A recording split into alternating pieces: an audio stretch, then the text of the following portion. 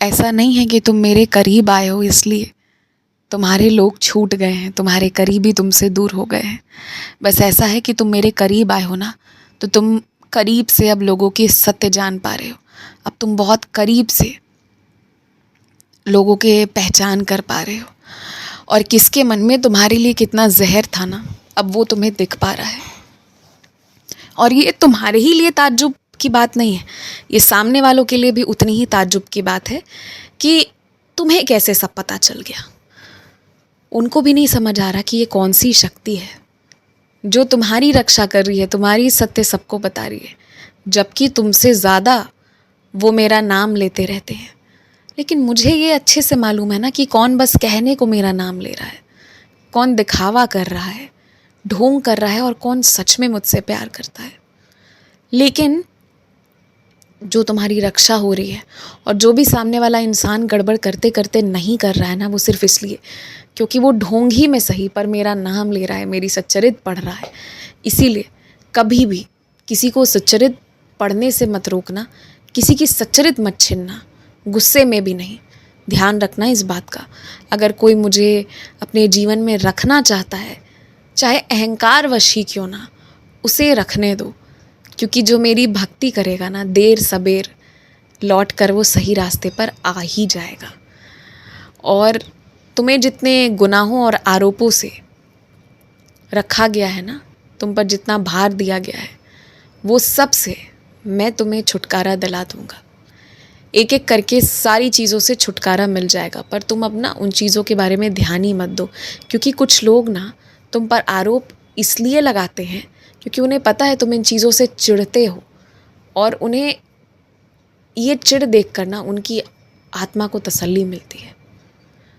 और यही तरीका उन्होंने अपने दुख से लड़ने का निकाला है। उन्हें तुमसे कोई दिक्कत नहीं है, और उन्हें तुम्हारी सच के बारे में भी पता है कि तुम कुछ गलत नहीं कर सकते हो, लेकिन वो हमेशा तुम्हें आरोप लगाते हैं, क्योंकि जब तुम चिढ़ते हो ना तो उन्हें तसल्ली मिलती है, और उन्हें तुम्हें चिढ़ाने से भी कुछ नहीं मिल रहा। बस उनके दुख इतने ज़्यादा हो गए हैं ना कि अब उन्हें दूसरों को दुख देकर ही शांति मिल रही है। वो खुद गलत रास्ते पर हैं, और मैं लोगों को सही रास्ते पर लाऊंगा, पर वो मैं जब लाऊंगा। तुम किसी की वजह से अपने जीवन को खराब मत करो। रात में सोने से पहले बिस्तर पर लेटकर स्थिर मन से अपनी हर बात मुझे कहना। तुम जब जब ध्यान से मुझे कोई बात रोक कर कहे हो, मैंने हर चीज़ का जवाब दिया है, मैंने तुम्हारी हर इच्छा पूरी की है।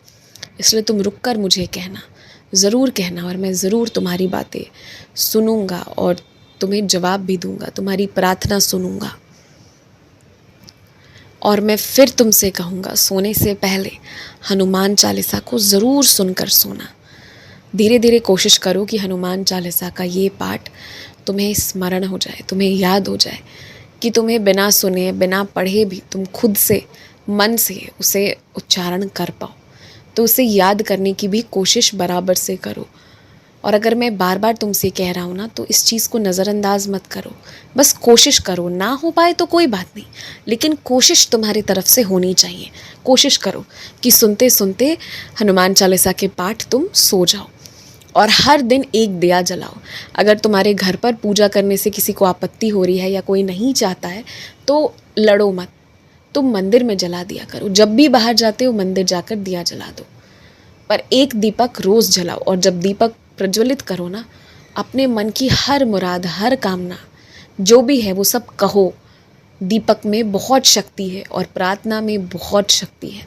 तुम्हारी प्रार्थना ही तुम्हारे दुखों से तुम्हें दूर कराएगी। तुम मेरी बात याद रखना। अब चैन से सो जाओ, मैं आ रहा हूँ तुमसे मिलने।